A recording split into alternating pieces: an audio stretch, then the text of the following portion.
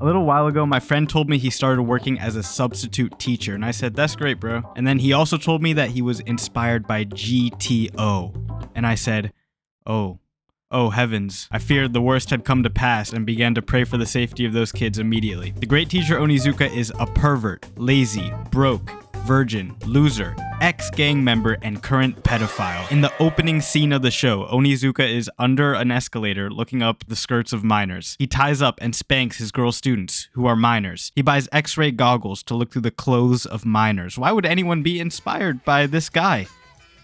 Well, because he's really awesome and cool. Starting today, I will be your new homeroom teacher, great teacher Onizuka. Or GTO. Onizuka is what you get when you combine Spike Spiegel and Jeffrey Epstein. And to play him, you cast the voice actor for Spike Spiegel. Look at my eyes, Faye. Oh my god. Young girls, short skirts, endless possibilities. Do you hear it? But despite Onizuka's wicked, devious ways, it turns out he has a lot of heart. In the first episode, Onizuka just talks to a high school girl and is immediately moved to tears by this. This is probably the best day of his entire life. I'm in my 40s and she's just 16. I'm in my 40s. But his day is ruined when he's assigned to notoriously the most evil class in school, the class of delinquents. And worst of all, there's no girls in it, except the sweet angel he just talked to, who's a minor. Nobody respects Onizuka because he's so dumb he doesn't even understand the material he's teaching. But while he's walking home, he stumbles upon the 16-year-old girl. He's here to meet a 16-year-old girl. She reveals that she's homeless. What? My 16-year-old student's kinda homeless, and she needs a place to stay. Dude, I don't like where this is going. While his newfound princess explains her parents hate each other and they sleep in separate bedrooms, Onizuka listens respectfully with no ulterior motives. When she starts crying in his arms and undressing, boom, all his students pop out with cameras. They got him red-handed in UHD Polaroid. The allegations are set in stone. This was actually all a sting operation planned by his kitten to catch him being a predator. And they'll release the evidence unless he pays 1,000,000 yen, which is like $100 US. Onizuka asks if it was just acting or if she really needed his help. She responds, why would I ever go to a teacher for help? And for the first time, we see who Onizuka really is.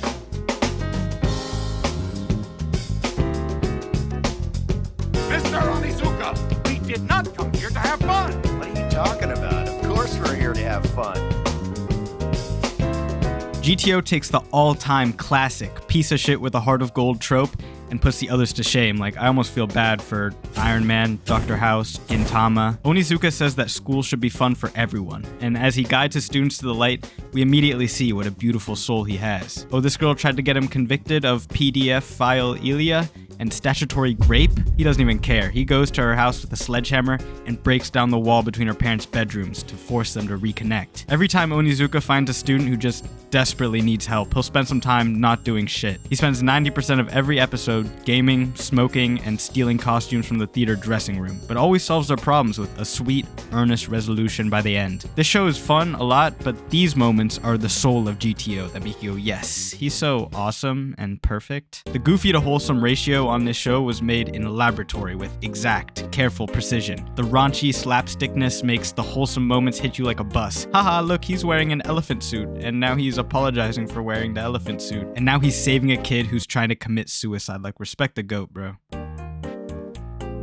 In the beginning of the show, we get this addicting formula where Onizuka finds a student who needs help or needs to be set straight, and then either helps them or sets them straight. This is the bread and butter of GTO. But after this, we get to the freshly baked, warm, fluffy bread with garlic compound butter. The little escapades and adventures he and his class go on after he's gained their trust elevate this show to greatness. The PE teacher challenges Onizuka to a swim race, so he pulls up in swim trunks, puts his cigarette out on the diving block, and wins, dude, while his students are gambling on the race. He wins by hiding underwater, helping this kid track down his secret admirer. Him and his students get cursed letters in the mail, so he wears this to ward off evil spirits. A field trip to shoot commercials with one of his students who's an actress because Onizuka's also her agent. What? Who's watching this? It's me. GTO is so committed to entertaining you in every second. The faces, the costumes, seeing Onizuka's colleagues try to take him down. It's so fun, and then boom, they hit you with a sweet, beautiful moment that makes you go, hold on.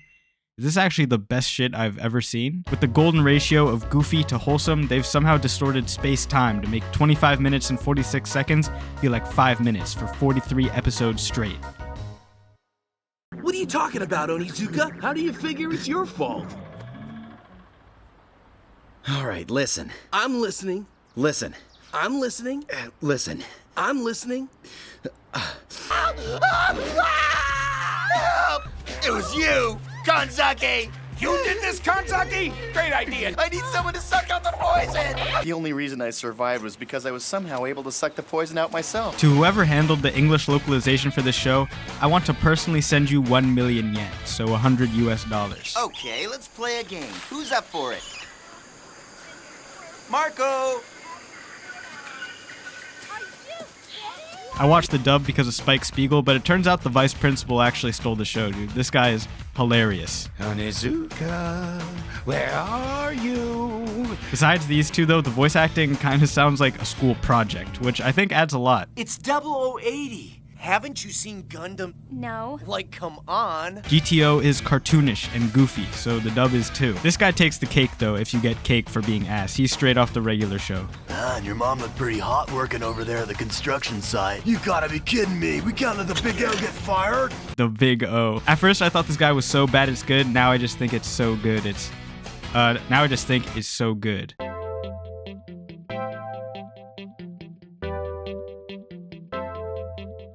GTO is from a different time. 2002, the world was dark and a terrifying place. Big black bars, a PC. One of those personal computers.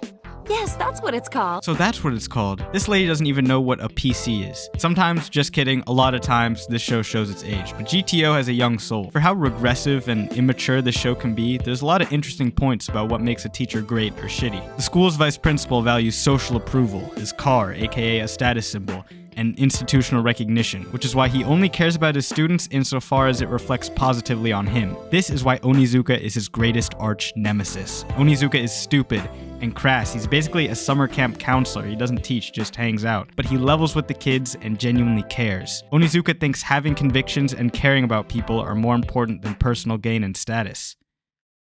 And he might be onto something. I'm in the mood to make moves and gain status, so let's see which MCs be the baddest. I'm in to get cash without the rocks, so let's see all the D's who don't stop.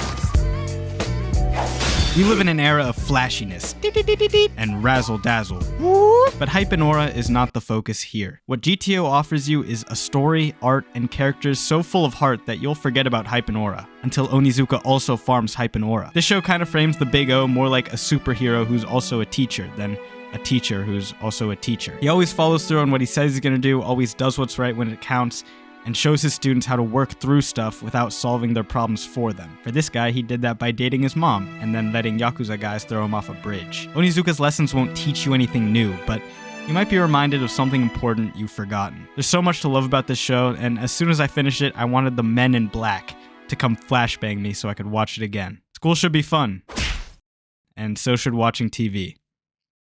I'm in the mood to make moves and gain status, so let's see which MCs be the baddest. I'm in the mood to get cash without the rocks, so let's